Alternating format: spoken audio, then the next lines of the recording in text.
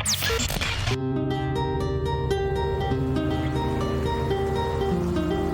to Shhh, the Secret Podcast, available on iTunes. And now your hosts, JM and Bernstyle. Welcome to another edition of The Secret Podcast. This episode, we have another first for you. This episode, we will be discussing Image 3, Verse 11, the puzzle classically associated with Roanoke Island, North Carolina. Our friend Brian Zinn is going to join us to talk about that. And of course, my co-host George Ward is here. But first, I have here in the studio with me my new friend and also secret treasure hunter, going all the way back to 1981, one of the three guys to find the first casque ever. I'd like to welcome to the show Rob Wrobel. Welcome to the podcast, Rob.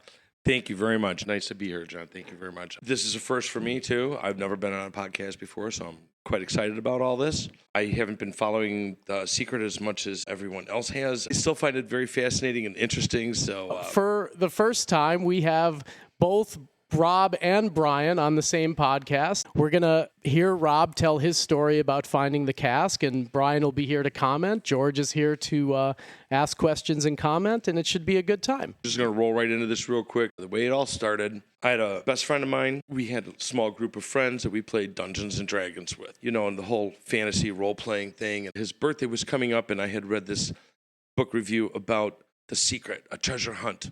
Elves, gnomes, fairies. I thought, oh, this would be really cool. And if it's a real treasure, you know, it'd be fun to do. Never really thinking that we would find it. As we got the book and I gave it to him, and my other friend, Eric, he got very excited about it.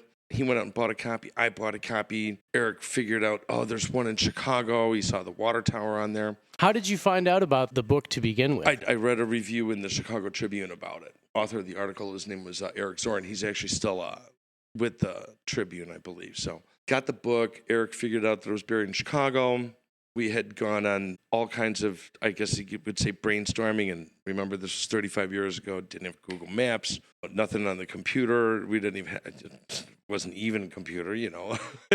During the course of a year, we probably dug half a dozen holes down in Grant Park. How were you? Did someone have a car, or how were you getting down there with a shovel? I had a car. My friend Eric, he would take the L down, and he would ride the train with a shovel. When you're 19 in the 80s, nobody really said much, but if you rode the L today with a shovel, that might not fly. So over the course of the year, we dug about half a dozen holes. Our parents are like, you're going to get in trouble. You're digging in a public park in the city. You know, we grew up in the suburbs. We don't want city cops messing with this, whatever. So while you were digging those first few holes, did anybody ever say anything to you guys? No, never heard anybody ever say anything. Never saw a cop or anything. It was just, you know, sometimes it was just Eric down there. Sometimes it was me and Eric. I believe David come down a couple times. After getting so frustrated for a period of time, he finally contacted. We're like, our parents want us to contact you because they don't want us to get arrested. And we're pretty sure we're in Chicago. We're at the right spot, all the clues. There's a few stories, and it kind of, in my head, what I remember hearing is that first you tried to call them. Well, we did. The secretary, and she said there's no treasure in Chicago or something. You know what? That part, I don't remember that too much. I just remember that she was like, we had to leave a message, and then I had to call back because we never got a call back, and we waited like a couple weeks and called him back again. This time we finally got through. So he said he would send us a picture of where he had just buried it. So we got a picture of the ground with freshly turned earth. Did you know right sent away it where by it was? mail. Yeah, we were like right in the general area within like 10 to 20 square feet by the time we narrowed it down. And it is not a very big box. We go down there, we got 5 guys shoved in the back of a Chevy Vega hatchback. We got like 2 shovels and like a pickaxe. We're down there, we all get excited, and we go down there, we dig this hole. It's a big hole, it's getting bigger and bigger, and we're not finding anything. The third person to start digging in the hole is a childhood friend, Dan Rosenbach, got in the hole. He's digging so much, he's like, I'm tired of this shit. And he threw the shovel against the side of the wall. And the picture that I have is the treasure still buried in the ground with all the dirt around, a sliver of dirt, like 1/4 inch, fell right off the front of it. And there it was. Did everybody's jaw drop when that happened? Dude, we jumped up and down. We were having a ball. I was like, we pulled it out of the ground. We filled the hole back in. We got in the Vega. We're driving back. I'm dropping a friend off. We're going through Melrose Park, Illinois. My one friend in the back seat was just bouncing around. And, you got 5 guys in a Vega. It's not a roomy car. And there was a cop behind us. And I'm like, Danny, stop doing it. Stop bouncing around. The cop pulls us over. As we come over to the car, he's like, what's going on? I'm trying to explain stuff to him. He goes, let me see the guy in the back seat. Goes over, talks to him. Let us go. Sounded like just such a bizarre story. Yeah, we dug up this treasure, and his... Did the cop believe it? Oh, wait, you had it with you. We had it with us, and we showed it to him and everything. Yeah, and he's like, he must have thought it's too wild of a story for them to make this shit up. That's just too crazy. So he let us go, and, we went about our way. And let me pause here for a second, because I want to bring Brian in on this. Rob was just talking about how excited they were. And I remember at some point Andy describing the exuberance that you were having when you turned up the one in Cleveland. He said it was almost akin to the Daffy Duck cartoon where he's grabbing the pearl going, mine, all mine. It's all mine. Could you describe what that was when you were like, oh, this is it? This is really it? Right. Well, how did you feel when you did it? Well, that's Andy's exaggeration about the mine, all mine. I was just, you have to realize, I was looking for it for 22 years. Words cannot describe how I felt finally finding this thing, because at the time, we didn't even know that the Chicago treasure had been found. And a lot of people thought the whole book was a hoax. And for us to actually have found this treasure, I mean, I was elated. I don't know what the words are. I mean, it was just a surreal feeling. Surreal is a good word. I can't believe it's actually happening. That was me as an adult finding that. I don't know. How old were you, Rob? I'm like 19 years old, fresh out of high school. Okay. Between the different jobs we had, working part-time at a gas station, or I was working on the trade floor as a runner. Actually, the following year, like all 3 of us went in the military. Eric, Dave, and myself all went military. Okay. It was just like the next thing in life. It was like, it was something we did as kids. Well, I had lost contact with Eric after some time, and I had found the website Quest for Treasure. I saw all these threads on there about it, and that's where I found out about you. I think I was looking for you. We were all looking for you. We didn't know if the Chicago treasure really had been found. And, that's the one big question I had for you in this podcast is, where the heck were you? Why weren't you looking on the internet for us? I just thought, what? We had our treasure, and we had our 10 minutes of fame in the newspaper and the TV here in Chicago, and that was it. And it was just something that was, it was a cool story to tell, I thought.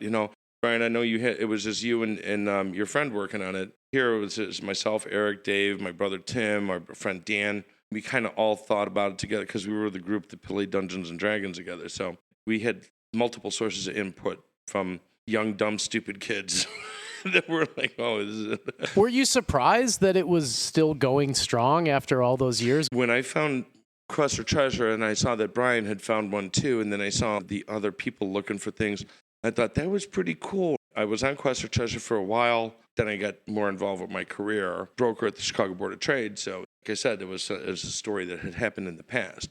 So it was a fun story to tell, but I'm so glad I kept everything and have everything now too. I think people come into this thinking, this is simple, I can solve it, this is in my hometown or it's somewhere near me, and then they make friends, and, the friends is what keeps them around. There's so many people on Quest for Treasure now that I consider really close friends, and now since Expedition Unknown's come out, there's a couple of them on Facebook that I consider really close friends. I think that's what it is. It's the community more than the treasure that keeps people around. Right. I think it would be very sad if we found all the treasures. I think the core group on Quest for Treasure would find another one. Just find some other treasure to work on. Right. Well, even if they were all found, I'm sure there'd be a faction that would argue that they're not found. The way things go in this. We've already had people saying that Brian was wrong, so. I was just speaking with John about this earlier because when we found it, we were interviewed on TV and for the newspaper where M and B are set in stone. To us, as kids living in Chicago, we thought Man and Beast. When we were on Quest for Treasure and I was talking about Man and Beast being M and B, people were like, no, you're wrong. It's supposed to be Mozart and Beethoven. He even said that in an interview. And I was like, you know what? It might be that, but this is the way we figured it out. So you guys can argue about it all you want, but we already got our treasure. You might be right. but, one of us has a casque. Right. So you dug the thing up, you get out of the park, you get pulled over by the police, you somehow get out of that. Right. And then We had contacted the Tribune again about, hey, we dug up the treasure that you had in this book review the year before. They said, oh, we'd love for you to come in. And those are the newspaper clippings that people see. We were like, well, when are you going to publish this? Oh, this Saturday. And we're like, we're going on a fishing trip down to Arkansas. Could you wait a week until we get back? And no, this is an important story. We got to get this out there. So we went on our fishing trip anyway. And, we're out there on the boat one day, that Saturday morning. The owner of the resort comes out on his boat and says, hey, is there Bob, Eric, or Dave out here? And we're like, yeah, that's us. Yeah, Channel 7's on the phone. They want to talk to you. Tell them we'll call them back when we get back to Chicago. And so that's when we went on TV. That was our 15 minutes of fame. Like I said, the years go by, and I was on Quest for Treasure, and then the whole thing with Josh Gates. And I worked part-time at a retailer, and I guess a little kid had seen me on it, and his dad came up and said, he wants to take a picture with you. And I was like, absolutely. Treasure hunting is fun. You guys have been on, a documentary and a TV show now together. Have you guys ever met in person? We have never met. This is first face-to-face over the video that I saw him earlier. But, I'd seen him on TV from the thing, but this is the first time we'd actually talked in, like I said, Brian, more than a decade when I called you? Right. Yeah, definitely. This is the first time that I've heard that there were more than 3 people involved in Chicago. I've only heard that 3 people were involved, but there were a lot more, I guess, 5 or 6. At least 5. There was the core group of myself, Eric, and Dave. My brother, Tim, he played D&D with us too, and he got involved. We were a relatively tight-knit group, all went to the same high school. Childhood friend Dan played D&D with us a few times. He got involved with it, and then I think there was a neighbor kid that came down and helped us dig one time because he would play D&D with us on occasion too. But, we were the 3 main characters, Dave, Eric, and myself. And who has the casque now? I do. I am the keeper of the casque. All this time, or you take turns, or what? At one point, I believe we did take turns, and Eric had it for a while. Dave had stayed in the military. It wouldn't be a good idea for him to be carrying a casque around because he moves quite a bit, but they're all good with me keeping the casque. I had told John the story about what happened to the emerald, so I'm going to share this just real quick. I did have a roommate at one time who had addiction problems. I remember showing the emerald one time, and then the next time I went to go show it, the emerald was missing. I confronted him about it. He denied it, so there was nothing I could really do. And like I said, this was 20 years ago, so I have been working on putting money aside to get a new emerald. The first time I met John, we went to go see a jeweler that day, and it's a guy that I know got an emerald for me, and it's about half paid off. It's being replaced. By the time this podcast goes live or whatever, how do you call it? Whatever. Drops. When it drops. I should have an emerald within the next week or two, like next 2 weeks or so. I had a good look at it while we were there, and it looks exactly like what's in the painted image. You said it was the same cut and everything, right? It was the same cut, the original emerald. It wasn't as good a quality as this one. The bottom point, the underside of the cut emerald, it appeared off center a little bit, and it did appear there were a couple occlusions inside the emerald itself. How did he send it to you when It was in regular mail. He sent us the picture in regular mail. I sent him the key in regular mail. I think we might have even had bubble envelopes back then, because I think that's how I sent it to him. But yeah, everything was done by mail and phone. I had a phone that had a dial on it that would go all the way around. So you had to actually dial a phone, right? There's 3 questions that have been posed online that all tie into this. You did send your key back, so you don't have the key anymore. That is correct. Do you remember what color was your key? You know what? Don't even recall. I know it was the white plaster cast type thing. I can't remember if any portion of the key was painted. I have seen the pictures of the painted key. I've seen pictures of the new painted cask. And Brian, I wanted to ask you this too, because just a portion of my cask was painted. From what I recall, part of your cask was destroyed a little bit. Is that correct? Yeah, the whole top part was destroyed, the lid. Is there anything on the side that was painted, if you could remember? Or... Yes. And do you still have yours? Yeah, how it works is there are 12 characters on the outside. Depending on which treasure you find, that character is painted. And mine was a centaur. I think yours was like a troll or something. It looked like a guy with a wolf. A big cross on his chest, like he was wearing a cape type thing. Yeah, I think that was a troll, or at least that's how I interpret it. I thought I read that somewhere, but I don't know. I would have to go back and look in the book again. Mine was a little centaur, and it was painted mostly orange, and my key was orange. There's a bit of a rumor going online that the gem was actually stolen by someone who helped you find the casque. No, not at all. Good, good. The person that I believe stole it, the person that was my roommate at the time, he was somebody that I met quite some time afterwards when I worked on the trade floors, and we became roommates. So he was not a part of the treasure at all. All right, well, at least that clears that up. I think people were starting to look down on some of the other guys because they were thinking that one of the people that worked with you had stolen the gem. So at least that clears them. Oh, you're still friends, right, with Eric? With everybody, yeah. Okay. Except the one guy who's our neighbor. His name was Eddie Douglas. I have lost contact with him years ago. Everybody involved actually ended up going military. Eddie was a Marine. My friend Danny, he was Army. He'd actually been in Iraq. My friend Dave, Iraq, Afghanistan. He did 22 some odd years in private security afterwards. So he's fully fledged in that. Eric did some time with Special Forces. I did 11 years total, former 101st Airborne, and my brother was 82nd Airborne. So it just tied in that we were all together. That's all. Well, military interest was pretty high. That was the beginning of the Reagan years. Cold War and all that. I was in Europe during, 84 to 86, during the height of the Cold War. Wow. I was in diapers then. So let me ask you this. There was some correspondence between Byron and yourself. First of all, there was a mail snafu, where you had sent him your original letter, and that this is what prompted you to call him, right? You sent a letter, nothing ever came back, and there was no response. So you guys decided to call. Yeah, because I had drawn a map. I think I showed you, and I made a copy of the map. I think he sent it back with the picture, but we had drawn out just a quick little map of the treasure ground right behind Lincoln and the 10 by 13 trees. Because like the first time we called, we didn't get a response. So we called again, finally got him.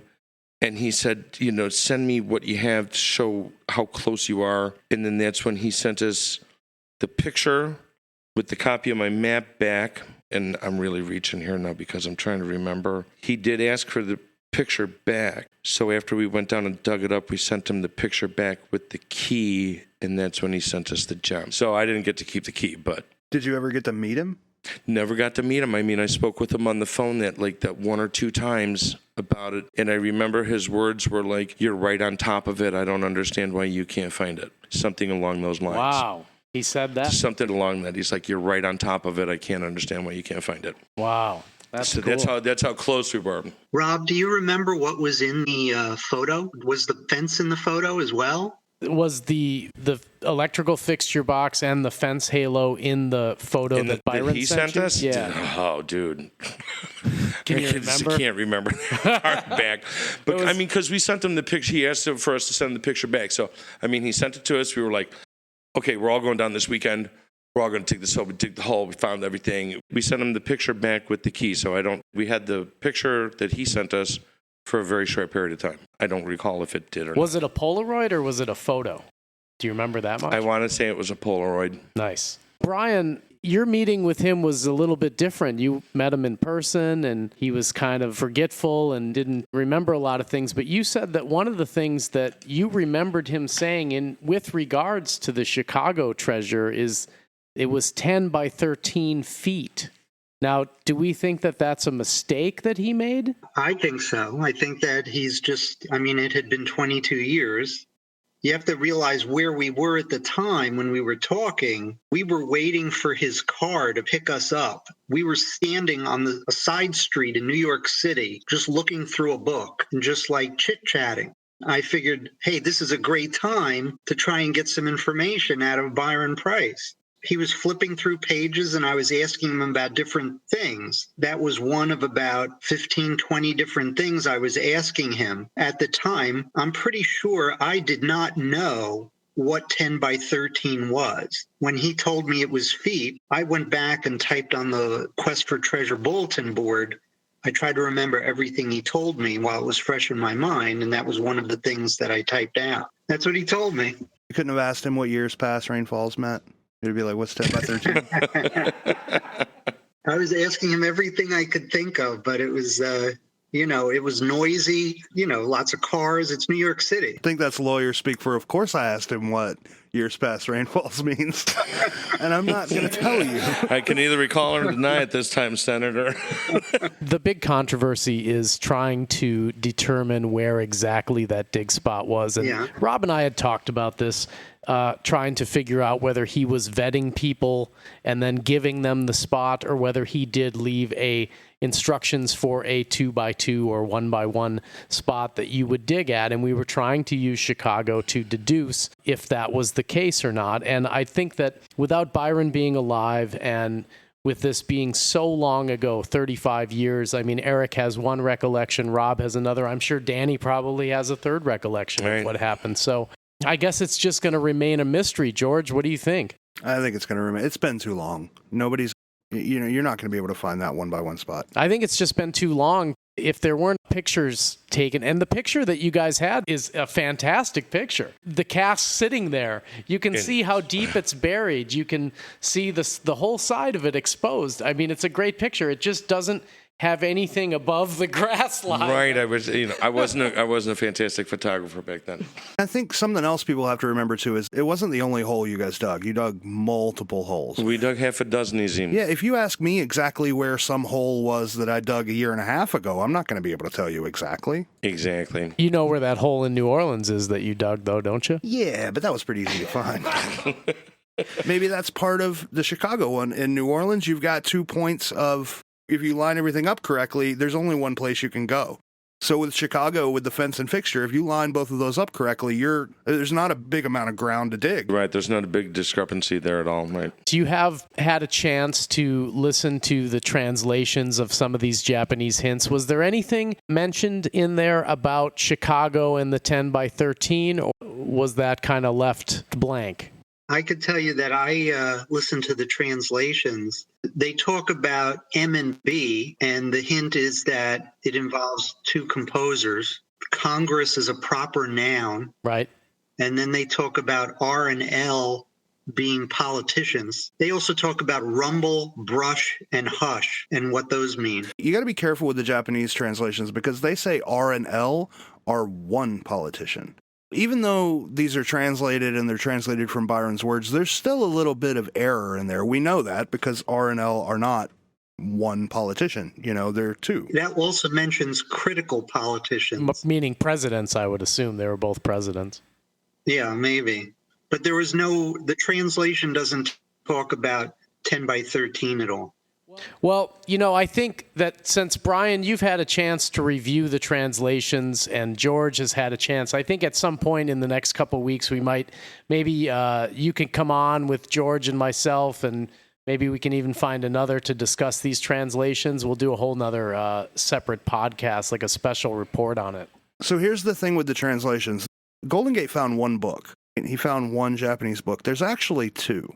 There's two of these books, and they look marketed at different people. The one that has the cover like we're used to looks like it's marketed towards older people, and there's this one that we've sort of nicknamed the J-Pop edition that looks like it's marketed towards younger people. We haven't gotten in that version yet, and we don't know if the hints are different in there. So I want to wait until we have both of those before we have the conversation about the hints, so we at least know that both books are the same or both books are different. We at least got the first copy translated, so that copy's online if anybody wants to listen to it. Where can they find that at, George? It's on the Facebook page. We posted it to Quest for Treasure. I've posted it just about everywhere I can think of to post it, so we'll put it up on our website as well.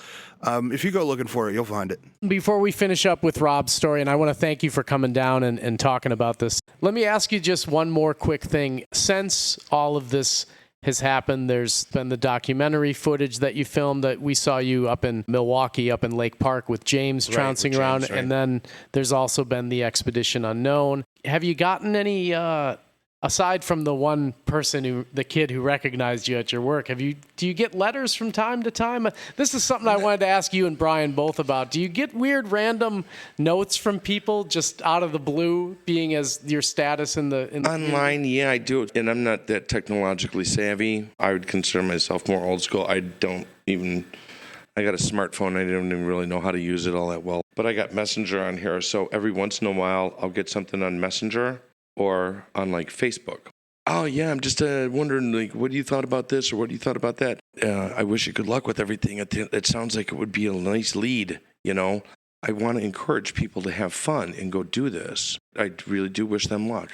You know, and I got my Facebook and Messenger on lockdown. You can't really get to me unless, you know me through somewhere or if I'm on a page somewhere that might be. But I'll be looking for more that I'm probably be getting now with this coming up too. And I'm sure people will have lots of questions. How about you, Brian? Do you get much? Oh, yeah. People can find me easily. I just got an email today saying they know exactly where it is in Florida, in St. Augustine. They always know exactly where it is. And they would like to talk to me about it over the phone. And I have gotten about 50 other emails just like that. Go for it, I tell them. Sometimes I feel like I'm Brian's assistant. I'll get emails and they're like, can you get this to Brian? Or if it's in New York, it's like, can you get this to Andy? It's crazy. But, you know, we do what we can to help. I had one person from New York ask if he could hire me so I could write letters to get permits to dig in New York. Like, not to hire me to consult with him, but just as an attorney to get the permit. I think I'm going to have to hire you to get me out of jail for digging holes in New York. So if you don't mind that, Andy might be better to ask about that, right? Andy might be better. He's got the in with the judges, apparently. But no, I was going to ask real quick. I thought I'd seen a couple articles about San Francisco where people were digging in the news, saw it in the newspaper. But I mean, are there really that many people out there still digging and looking in these places? I mean, just to give you some numbers, we have between 2,000 and 4,000 people that listen to the podcast every month. We've got a lot of Facebook pages, but total, there's probably like 1,500 people on the Facebook pages. Wow. So there's at least that many. Yeah, it gets a little intense, and there's more coming in today. Was there another rerun? You know when they've rerun the episode because there's at least 6 people who know exactly where they're at. And if there's an article online or there's an article in a newspaper or whatever, you know exactly where it is because, so there was an article, there was something in the New York paper today, right? And we got just a whole bunch of people from New York wanting to join. Today. There was a newspaper today. So there was the podcast in San Francisco, then a bunch of people from San Francisco tried to join. That's just kind of the way it goes. Oh, that is amazing. To be fair, I think I did that as well when I first... I knew right where it was within the first week. Well, so did we in our first hole. Sam Special, I guess. I had no idea. Let's move on now to Roanoke Island, Manteo, North Carolina. This is going to be image 3 and verse 11. Is that correct, or do I have them backwards? That's correct. The image of the knight, or the suit of armor that's hoisted up on a pedestal. I'm sort of recusing myself from digging any further holes because of the new projects that I'm taking on, but I am going to still hang around and help with the podcast. With this one, I'm going to let Brian and George kind of take the lead on it, and I'll comment on what I know. Obviously, I'm going to jump in and tell you that I believe there's a rebus puzzle inside the image. Other than that, I think Brian has had some firsthand experience down there. I know the area fairly well. I know Andy was probably the guy we should have had on here because he's been there as well, but we can at least go over the area and go over the clues in the image. We'll start with George. Why don't you tell us about the area, the verse? I think we're starting somewhere in the Kitty Hawk region, aren't we? On the Outer Banks, North Carolina? Basically, the verse is telling you to start near Kitty Hawk, to go over a bridge, and then essentially go to the Elizabethan Gardens, or at least somewhere near the Elizabethan Gardens. I feel like the verse kind of leads you right up to with the entrance, and then kind of is a little vague. That's where we're going. There's a lot of people who have been talking about, you know, if you're coming from Kill Devil Hills and it wants you to look at a monument at the end of it, why don't you just go back to Kill Devil Hills? But, you know, essentially what the verse is telling you to do is leave the monument at Kill Devil Hills, take a bridge over some water, and go to a park. Well, this is the one that tells you to ride the Man of Oz, right? So that's one of the clues. we can definitely put a finger on him using some iconic cultural reference to point out the name of a path there, right? Right. So the name of the bridge that he's telling you to ride is the Baum Bridge. Baum wrote The Wizard of Oz. Right. So it's telling you go over Baum's Bridge. There's also the Baum Ferry. Right. There was a boat too. Yeah. Yeah. So either way, then it takes you to the same place. Brian, you had found a whole bunch of image matches for Roanoke. I mean, there's some at the Wright Brothers Monument, and we're finding some more, but you found a lot at Fort Raleigh. From an old-timer's perspective, I find it very amusing, this image 3, because for a long, long time, nobody put this with the Roanoke image until we found, I think it was Catherwood, found the island, Roanoke Island, in the image. People said, we're sure this was Boston. They were sure it was Niagara Falls. They were sure it was Salt Lake City. There were so many different guesses for this image. It was one of the last ones that we matched up with Roanoke. I think this image has more hidden things in it than any other image. It's pretty amazing. And most of the things, I don't think we have figured out what they are. I think there are just so many things hidden in this image, especially on the suit of armor. Forrest Blight was pointing out a ton of stuff to me the other day. The bumps on the armor, the configurations, the little maps on the inside of them. There's just a key hanging from it. Yeah, there are lots and lots of things. I would say that there are about 30 or 40 things hidden in this image. Something that was pointed out recently was the star in the window. The star with the halo around it matches up to the Wright Brothers National Memorial. The latitude and longitude of Roanoke is roughly 36 by 75, and you will see those in large numbers in the lower right side of the image. There's a giant 3 next to the big bell. There's a 6 around that bubble, and then the 7-5 overlaps each other in the lower right corner. There's also the number 76, which is also sort of a latitude or longitude, hidden in the red lobster-looking thing. The left hand, if you're looking at the image, the left hand has a 3 that it's making, in my opinion, and the right hand has an upside-down 6. To make 36. A lot of people think that the reason this image has hands going outside the picture is to symbolize the Outer Banks. But as we know from the Expedition Unknown episode, I think it was it that or the James Renner episode? One or the other, this image actually used to be much wider. The painting is in reality much wider. Right, that's when I spotted what I thought I spotted the Rebus code, which I'll get into when we get. But yeah, there was the border on that one was shrunk down, and the hands were cropped out over the border, but it was a much wider shot on the original. Right, so there actually could be even more clues that were originally intended that we can't see from the book. Somewhere we've got a picture of the original painting without the borders cropped. It's a little fuzzy, but there's not a whole lot there, but you can make out. We'll post it online. You can make out the lines. Even though it's kind of blurry, you can still make it out pretty well. Okay. George, you were planning a trip to go there and check some things out. What did you find in the image, or what were you drawn to?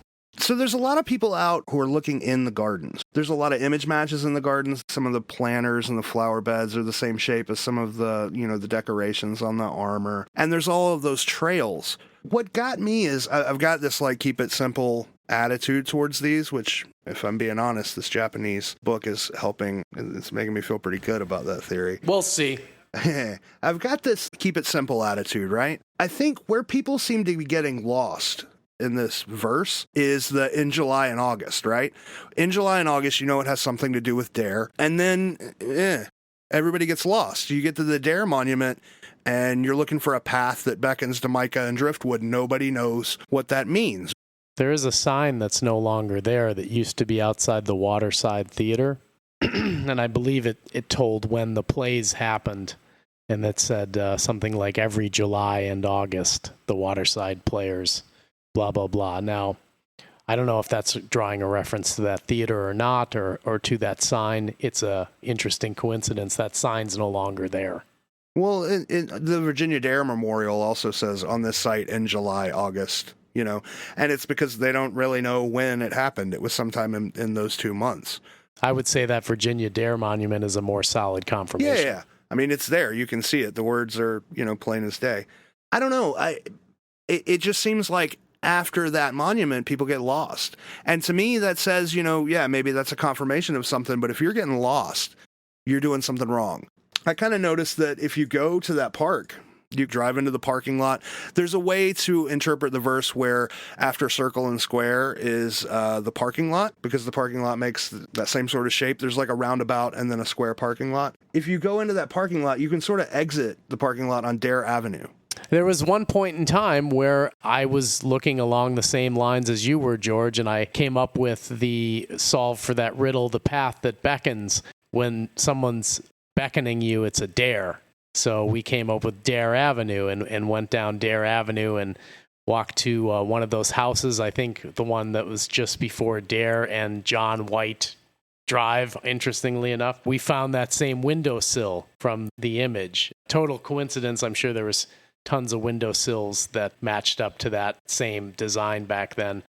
We went down the road a little more and found the house at the end of the block had a great big bell-shaped thing hanging off of the garage that was reminiscent of what was in the image. And then we found ourselves looking to the left of us was something called the Prince Woods. And we had put that clue together with that which may be last touched but first seen standing. I think we said footprints or prints or something. And so we went there, and that was one of our failed expeditions there. So what did you have after that circle and square, George? I'm liking that. You go down Dare Avenue, and there's a public path to a public area of the beach. Walk down there. See what's down there. That's where we went. Anywhere that you go in the Elizabethan Gardens, you're not going to be able to dig. And I'm sorry, in 1982, even though security was lax, you're not going to be able to dig there. You're just not going to be able to do it. You go through the paths, you're not going to be able to dig the nature trails, right?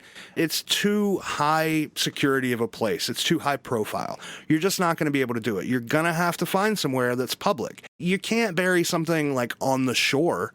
There's been a lot of people who have said there's some trees that died and they've fallen down into the water and they think that the casque is buried under the trees. You can't do that, man. Erosion, that casque will have gone. It would have been long gone. He didn't put it in a... No. He put it in a safe place. I don't think he would have put it that close on a beach somewhere or near a beach that would, like you said, erosion. So ideally, you're talking about Roanoke and the Roanoke colony. Probably last touched or first seen standing is referring to a tree. When the colonists left Roanoke, they carved the name of where they were going in the tree. It was the last thing the colonists touched. It was the first thing that the people who were coming rescuing them would have seen when they got to the island. The Croatoan tree, right? Yeah. So we've got some friends in Roanoke who are sort of checking this out for me because, Google Maps, there's only so much you can see. They've said that you go to the end of Dare Avenue and you turn left and there's public parking. It's a whole public area where people picnic and do whatever. That's where I want to go. I can give you this much information on that spot, George, and that is, for one thing, there is an archaeological site near there. I believe it's off in that Prince Woods area, though, but also, I think it was a couple years ago, that whole area was massively flooded. To be honest with you, I would be looking for enclosed areas. So far, Brian's was buried in a rectangular plot of ground that was inside concrete, semi-protected. We now know that area in Grant Park where you guys were digging, there is actually an area underneath it. So the land that you dug that up in was enclosed in cement. Enclosed kind of like in a semi-protected area. Wooden road, right? He was a smart guy, and I think he put these in safe places. What are your thoughts on the people who want to dig back by the Wright Brothers National Monument? I mean, I totally agree with you. If you go see the Lost Colony play, then you know about that tree, the Croatoan tree, and the story of the settlers and how they were gone when they came back from England to find them, and they found the crow written on the tree and all that. It totally makes sense and fits the theme. I hear there's a contingent of people that are over at the Wright Brothers Memorial now looking around there. What do you guys think of that? There's a lot of people who have been trying to dig up that replica plane, which is weird to me because that replica plane's like 5 years old. Why are you trying to dig up that plane? Oh, it wasn't even there? No, it wasn't even there. But there's a lot of people trying to dig that up. It's weird. I can take the last few parts of that verse, especially like the last touched and first seen standing. If you look at the monument of the plane, if you go back far enough, there's like a monument of a bunch of dudes standing around that watch the Wright brothers land. One of them's taking a picture, and the one standing next to the person taking the picture is like touching the dude's back. I can see how you can make it work, but it's like 5 years old. It wasn't there in 1982. It's not buried there. Also, the verse takes you to Roanoke Island. I mean, there's just no way around it. Yeah, and it tells you to look back at the monument, not go there. I don't understand. I mean, I get like in Cleveland, it takes you to a path past the park and then back up, right? So that you can go in the correct way. Or was that Chicago? No, well, they both do that. They both bring you past it so you can go in the correct way. I can see that, but I can't see Byron taking you from a monument, down a road, across a bridge, down another road, into a park, and using like however many lines to do that, and then in one line having you go back out of the park, back up the road, across the bridge, and back to the first monument. Like, it doesn't make sense. It's like 3 miles, isn't it? Yeah. It's a crazy amount of distance. And the part of the verse that everybody is vague about is the part where it says, after circle and square, in July and August, a path beckons to mica and driftwood. It's not necessarily true that this verse is linear. He could just be saying, after circle and square, okay, that could be the parking lots. In July and August, just could be referring to the words on a monument, just to signify that you're in the park. It's not necessarily true that the path beckons next to that July and August monument, the Dare Monument. The path beckoning could be anywhere. It could be Dare Avenue. It could be somewhere else in the park. There's an alternate sort of theory about this as well. The path beckons to mica and driftwood. There was at one point, if you take all of the nature trails, you'll notice there are signs that point out, you know, the different plants that you're passing and some of the history or whatever of the area that you're in. There at one point, I've seen a picture of it. God, I'll never be able to find it. There was a plaque for mica in those paths somewhere. If I remember correctly, the solve that I read had you going right past that to an overlook with a bench on it. The theory was the last touched or first seen standing would be the bench because you touch it when you like look at it, touch it when you sit down. Yes. Does that make sense? That's the solution that Andy and I came up with. We thought it was under that bench. You're talking about the Harriet Trail. Yes. That bench has moved over many years. It's not stationary. So if it is under the bench, we don't know where the bench was at the time. But yeah, that could be the answer to the riddle, under that which may be last touched or first seen standing. There are 2 wooden posts there that were sawed off, and they supposedly held a sign there as well. From everything I've read over the years, it seems like that area by the overlook for the Harriet Trail has been dug multiple times. So I don't know if people have just missed it or if it's just not there. But I thought that would be a perfect place to hide the casque, is that Harriet overlook. Well, there is an image match right there. It's a map image match, and if you actually look from an overhead view from Google Maps, or I imagine from any period map, you could see the shape as well. If you look down where that overlook is, there's a natural rock formation that separates the ocean from the land. It's a rock formation that's shaped exactly like the spoon that you see. A lot of people think that that's the shape of Pear Pad Road. I mean, yeah, it is. It's the shape of Pear Pad Road is the shape of a spoon. But if you look on a map, you'll see this exactly how it is in the image. And that's right on that overlook right there. You'll see that kind of breakwater. We now know that he did use a lot of these maps when he made these images. So, I mean, it is of interest, but as Brian said, right, a lot of people looked at that trail, probably dug it up. I know the Virginia Dare statue's been dug up. The wing's been dug up. A lot of places have been dug up. The real key to this one, I think, is understanding what the clue is for the dig spot. Is it even in the verse? Maybe it's in the image somehow.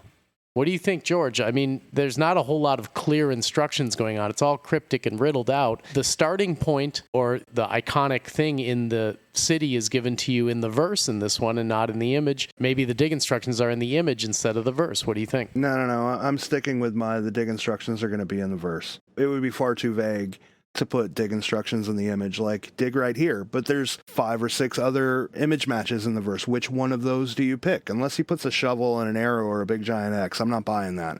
It's going to have to be in the verse somewhere. I'm still with my idea that if you were in the right spot when he buried those, or, sometime in the 80s before things kind of changed, if you were in the right spot, everything would have made sense. I think our problem is now, just things have changed so much. Signs have gone, benches have moved, that kind of thing. Time has moved on, yeah, definitely. But you do have to be on the ground. Me seeing this the first time when you guys talk about the play and all these different things, you would know that if you were a local and you lived there, it was like what we felt when we were finding it. And when I hear you guys talk about that, I'm very excited to hearing you guys. This is really cool. You can come with me to Roanoke if you want. I always fall back to something with you Chicago guys. If you hadn't found that casque and we were still arguing about the Chicago verse, we would be arguing over what fence and fixture means, right? There would be people online being like, what a fence is to keep you in a certain area. So what he's trying to do is corral you into this certain area, and then the fixture is trying to tell you to fixate on this one thing. But no, it's super simple. There's a fence right there. There's a fixture right there. It's just meant a fence, right? Yeah. So meant a fence.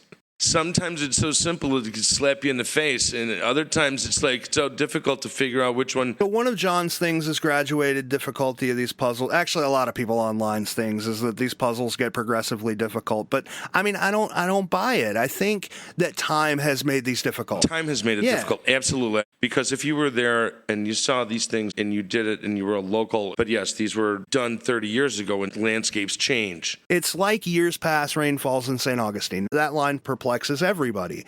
But if you're a local, you know that on all of the light posts were these little footballs that said a year, and then it was an inspection tag for the light posts. They said a year and whether or not it passed. So you would walk up to a light post and there would be like 20 of these things on the light post with different years and the word pass.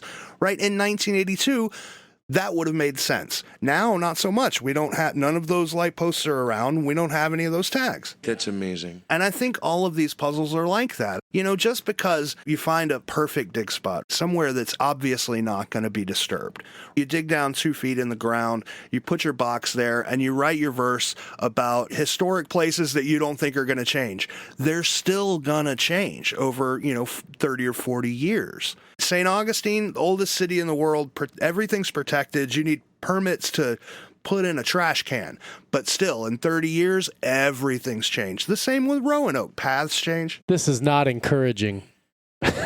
I'm sorry. The dig site in Chicago, though, it was in a somewhat protected area of the park. Also, Brian's was in a park where, what was it? A little garden area, correct, Brian? Yeah, that's right. How long had that little area been there, and is it still there? Yeah, it had always been there because it was basically in a cement box. Right. Okay. But having said all of that, Chicago, it was in a protected area of the park, but had you not found it in the 80s, we would have never found it because the fixture's gone and the trees are gone. That part's true, right. So say these puzzles work the way yours and Brian's did. Say they all work that way, in that when you get to a dig spot, you're given a specific location and you're given a couple of things to confirm that you're in that specific location. If you take one of those things away, there's no really way to confirm it, right? If you take away the fixture from Chicago and you get to the dig spot and all you've got is fence, how many fence posts are there? And then how far away from the fence post do you need to be? There's no way to know. Well, it changes the consistency of the puzzle. And I think Rob and Eric and Dan found this out when they went only a year after the book was out. Yeah, this was only a year. We found it within a year. And you came to find that one of the trees was not there. Now, that was another point of contention. Was there a tree removed? Did you see area where there was a tree and it was gone, or were there only 9? No, you can definitely tell when they take a tree, because those are pretty big trees. They go in there with that grinder thing and they rip out the whole trunk and everything, and then they fill it back all in. So there definitely were 10 trees there at one point in time. Right. Okay. One of the trees, there was definitely a tree missing. If you go down to Grand Park, you'll see that it'll change all the time. The trees do change. So that's what's making me think now about the end of 10 by 13. Instead of the 10 by 13 trees, was it 130 feet? Or 130 degrees, or 10 feet from the wall and 13 feet. So that could have been another indicator, even if the 10 by 13 trees was wrong, maybe the 10 by 13, 130 feet over the shoulder was right. I guess we're going to be going down to Grand Park again. I'm ready to go, man, because I want to go back down and measure that. And now I want to bring a compass so we can Now we figure. circle back to George's Byron Price wasn't a very good puzzle maker theory. Over time, if the clues disappear, it makes the puzzle inconsistent. I don't think he really prepared for that. I guess we have to figure out what to do to prepare for it. Does it make the puzzle unsolvable? I don't know. I don't think it makes it unsolvable. I just think it makes it really, really difficult. Much more difficult, yes. When you tell people, like, this puzzle is very difficult, they don't think, oh, it's because things are missing. They think it's because it's a little too involved, right? So they start going down these weird rabbit holes and trying to connect these obscure things, when really all you need to be doing is looking for pictures of an area from 1982. You need to be finding what's missing, not going, this leads you to this, which leads you to this, which leads you to Oregon or wherever. You see what I'm saying? Well, Brian, do you have any alternate theories? You said you thought it was over at that bench since then. I mean, I'll point out what I think is going on in there, and the one thing that I know about, maybe you can comment on it. I believe there's a rebus puzzle happening on the right side of the image. Underneath the arm on the right side is a circle of objects. There's a couple of keys, some things that look like a bell. There's a bubble. One thing I learned about with the bubble, if we look at the Boston image, that bubble seems to be used as some kind of placeholder. Like the bubble represents what the other bubble is next to. And in the Boston image, we find that it's referring to the beak of the bird or Beacon Street, because the other bubble is by the double A intersection, which is the intersection of Beacon and some other street over by Charlesgate there, where it makes that same double A. So I've come to understand that that bubble acts as a this means this kind of thing. So I've taken a look at that puzzle, what I think is to be a rebus code, and I've used that bubble to replace the word.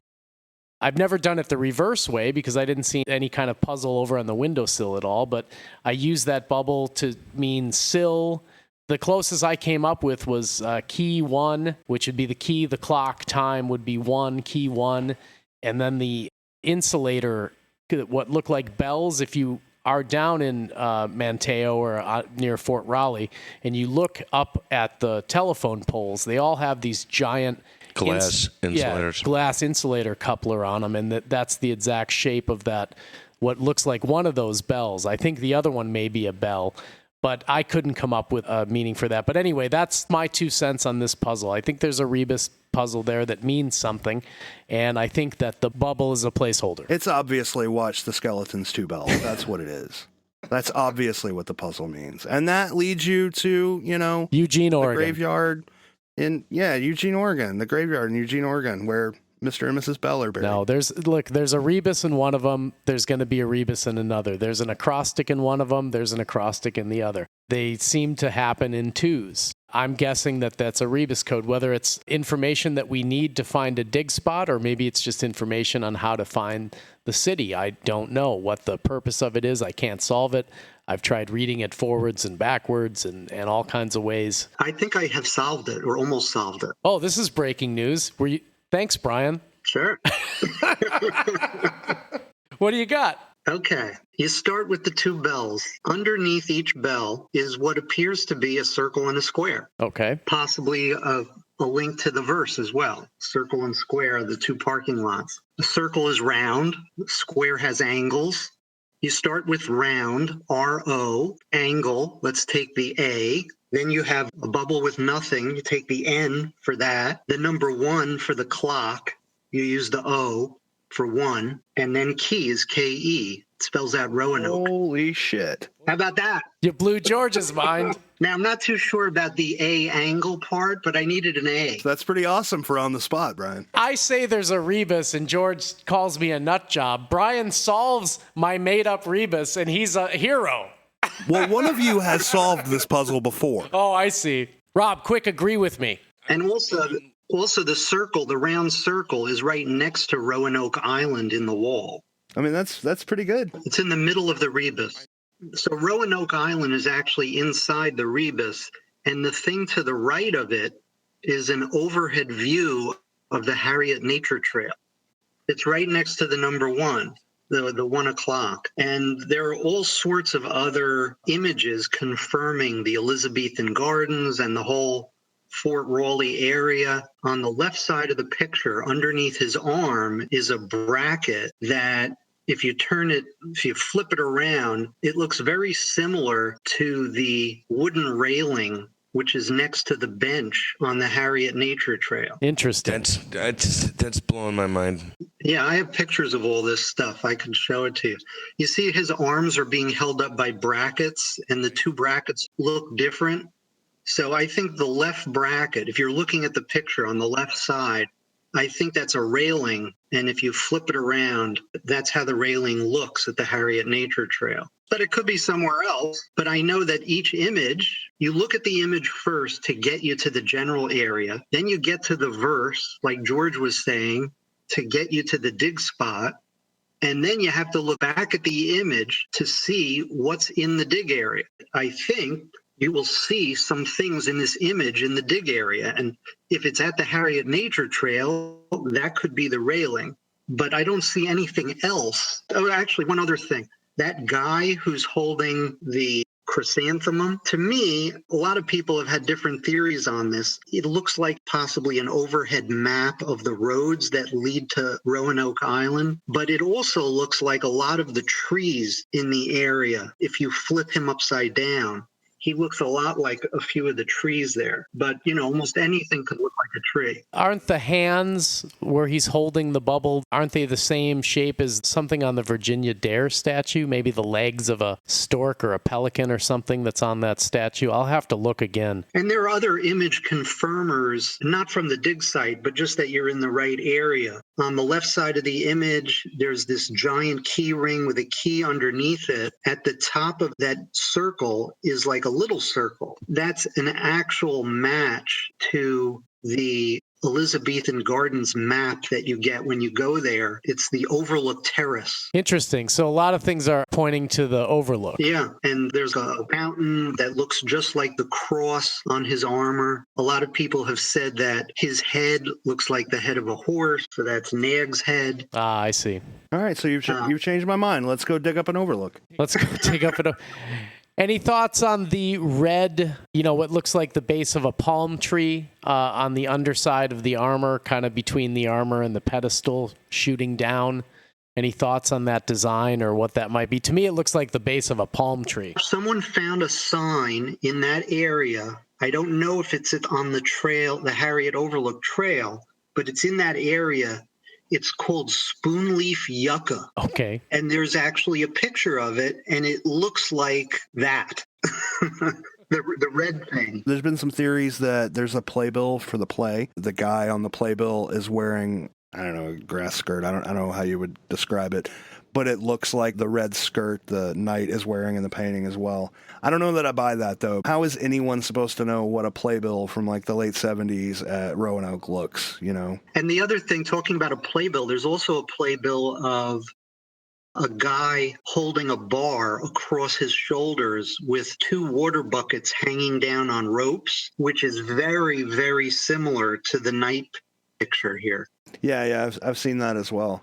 Well, if you look at his hands are almost in the same shape as the armor. I feel like that can't have been a clue that he expected you to get. After a season, that playbill's gone. In the 80s, it wasn't like it is now where you could just go find a picture of a playbill from, 1979 or whatever online. Like, once they were gone, they were pretty much gone. Maybe Byron didn't mind when clues got hidden. It could be that he just gave it to John Jude Palancar as just inspiration to give him an idea for a painting. Yeah, that's true. There's this big thing. All of these paintings are based on other paintings. And if you look at JJP's art, not related to The Secret, he seems to reuse a lot of the same shapes or figures, almost like for most of his paintings, he's using something else as a reference. He's got a lot of paintings of women in robes who look strikingly like the woman in the New York paintings. I don't know so much that it's clues you're supposed to get, as opposed to this is just what JJP used as a reference to make his painting. Yeah, there are quite a few paintings that inspire the images, or at least it appears that way. I don't know of any famous painting that would have inspired this knight, though, except maybe like a painting of a crucifixion or something. Maybe he sent the playbill to John Jude Palancar. Yeah, it's entirely possible. It was that playbill came out about the same time the paintings would have been made, so it's entirely possible that that was the inspiration. I don't know that it was a clue we were supposed to have found. I don't think it's integral to the puzzle itself. It's amazing how many things are hidden in this picture from the site. Like the arms with the little ringlets or whatever that shoot out from the shoulders. Those are cannons that were on display inside the Fort Raleigh Visitor Center. I have pictures of those too. Forrest Blight pointed out to us that there's certain inconsistencies in what seems to be symmetry going on in the image, like where you'll have things looking exactly the same on one side, and then on the other side where you'd find the same things, they'd almost be exactly the same, but one of them would be off. You really got to look at it closely. If you look at the rivets on the knight's right arm, all of the rivets are in towards his body. If you look at the rivets on the left arm, all of them are out from his body except for one that is in towards his body. It's little differences like that. I think it means the Masons are involved. Right. If you look at the bottom of the windowsill, you'll see that the one on the right is angled more than the one on the left. The whole bottom of the windowsill, if you look, the one on the right side is angled 45 degrees upwards, but the one on the left is more like a straight up kind of thing. The one on the right's curved where the one on the left is squared off. Right. There's a lot of weird symmetry going on in this. Does that angle thing remind you of anything? I think we've seen that before. Yeah, at the New Orleans site, the New Orleans painting has weird symmetrical angles as well. The pillar was angled the same way. It could be a very significant sort of clue, looking for something that's squared off on one side, angled off on the other. I think we can all agree on one thing for sure. This image seems to be a whole different ball game than some of the others. Like Brian said, there is a ton of stuff. And I know I've seen some of Brian's collections of image matches that he's found, and there is a ton of stuff. I've added stuff. I found some stuff on the door of the Wright Brothers Memorial. I found some stuff on the entrance to Fort Raleigh. I found all kinds of stuff. And so has Brian, George, Andy's found some stuff. There is a ton of stuff. We keep finding things, but we're no more closer to putting the two things together to figure out how the image connects with the verse in a specific location. Or are we? The one thing that Forrest Blight found that interests me the most is things in this painting that are also in other paintings. I think he noticed in the knight's armor where there are the little dots on the right-hand side of the painting, he noticed a four-leaf clover, which is also in the Boston painting. And I think he's found the four-leaf clover in a couple of other paintings. Like, why do we keep seeing these four-leaf clovers everywhere? Well, we also have the round circles in the sky with the plus sign or the dot in the middle of them. And there's also seems to be a big X in a lot of these, or some kind of cross or X in a lot of these images. People have postulated that there's maps going on, maybe treasure maps. I think there's more to see. And I'm betting it's a treasure map. Right? Am I right, guys? I think if you follow this painting somewhere, you can find treasure. There are definitely puzzles within this that we just haven't figured out yet. Like, there's certain things that span all of these paintings and all of these verses that we just haven't figured out yet. There's a lot to see. The one thing in the Japanese translations that came out, the translator said that, first you look at the paintings to find the city, and then you use the number in the verses to match the verse with the painting. Like, nobody knows what that means. Yeah. No, if that is not an error in translation, that's huge to know that there is an actual way with numbers in verses to match the verse with the painting. So there's definitely stuff in here we still haven't figured out yet. And another question to ponder is, why are there so many clues in this particular image? Yeah, I agree. Why are there so many? How many clues do you guys see in the painting, just in general, like right off the top of your head? I'm seeing like at least a dozen, 17, maybe. I've never studied this one this much before. I think it's hard to know because there's so many weird inconsistencies with this painting that you don't know what is and isn't a clue. Like those rivets we were talking about, the one that's sort of off from all the others. Right. We don't know what that means, so is it a It might clue? mean Maybe nothing, though. It might be absolutely nothing. It might be absolutely nothing. We know that there were extra numbers in the images, and we know that there's certain things in the images that point out numbers, and we know there's longitude and latitude lines or numbers in the images. This is the first I've heard of any kind of verse numbering. And in your book, George, in the Japanese copy, are the verses numbered in any way? The verses are numbered. They're numbered pretty clearly. In the American version, you get 2 verses per page. In the Japanese book, each verse takes up 2 pages. So 1 page is the American translation, 1 is the Japanese translation, and they are numbered. So yeah, I'm looking at verse 2, place where jewels abound, and it clearly says verse 2. They are in the same order. They're definitely in the same order. And the paintings are in the same order. I don't know, it seems that there is a way to tie the verses to the painting in probably a simple way that we just don't understand yet. Someone a long time ago once tried to pair it up. It was the best pairing that I had seen that had to do with the moons in image 1. I think they also borrowed the moon from image 11. Somehow it relates to the size of the moons, and that gives you the number of the verse, how big the moon is. It matched almost exactly. The guy almost had it exactly, but he was off by 1 moon.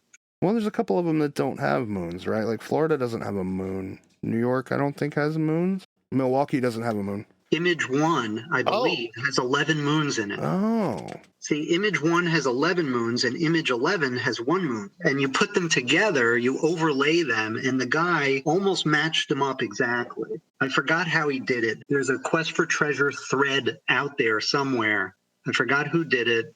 Sorry, I'm not giving the guy credit right now, but it was very well done. All right. Any more thoughts on Roanoke, Brian? Just that there are just a ton of things in the image that we haven't gone over, but there's really not a need to because they all point to Roanoke. Yeah, somebody asked if this was the Roanoke puzzle or the Outer Banks puzzle. I think we settled that. That question's been answered. Yeah, it is. And also, speaking of things that have changed on that site, I know there's been a number of archaeological digs there, but also there was a big fire in the costume shop of the Waterside Theater a number of years ago, maybe in the 90s. I believe that all of that area behind the stage at the Fireside Theater is all new. That's another area that if he was sending you to somewhere around that theater or underneath the decking of that theater overlook there on the banks, that's all new pylons and new stuff that's been put in there. As far as digging there, I think that now I don't know what things are like as of these last couple years, but I'm pretty sure that if you're there on the off season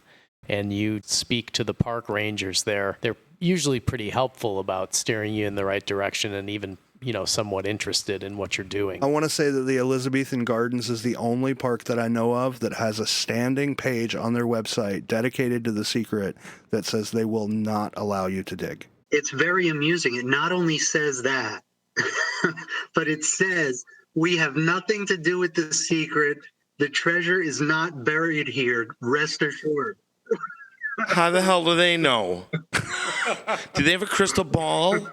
As Virginia Dare came back from the dead to tell them, there's no secret treasure here, only flowers.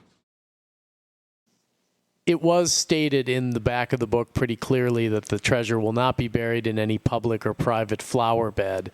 I mean, the Elizabethan Gardens is pretty much a public-private flower bed by definition, is it not? I mean, there are definitely matches there. I mean, there's the Dark Forest match, and there's the column, the stone column where the entrance is, which matches up to the pillar inside of the image. There's a fountain or something inside of there, a statue or a fountain. There's image matches there. It's important to remember, too, that the Elizabethan Gardens are a very defined place. It's only a small part of this park. The trails, the shore, that's not Elizabethan Gardens. It's also important to remember the verse says, look north at the wing and dig. So you have to be able to see the Wright Brothers Memorial from where you're digging. You got to be somewhere near the shore. Right. You can't see it from the Elizabethan Gardens. Growing up on a beach, if it's anywhere on a shore, like if your dig spot is on the shore somewhere, it's gone. Because sand isn't like dirt in a park, right? Sand is fluid. Sand's more like water. It moves constantly. So if you bury something in the sand and come back a year later, even if you bury it like 10 feet deep, it's gone. Well, it's a lot to think about, everybody. I guess we should wrap it up. We're running pretty long as it is. Brian, I want to thank you for spending some time with us today and talking about some of the old times when you dug up your cask, going over what you know about Roanoke, and we look forward to looking at some of the photos that you have to show us. Rob, thank you for coming down and spending some time with us. I have had such a good time listening to you guys talk about this and looking at new things. And I think we've sucked them back in. I just can't. We want to thank everybody for coming down today and spending some time talking about this. On behalf of George and myself, thanks for tuning in. We'll see you next time. Tune in next time for another edition of Shhh, the Secret Podcast with your hosts, JM and Bernstyle. Available on iTunes.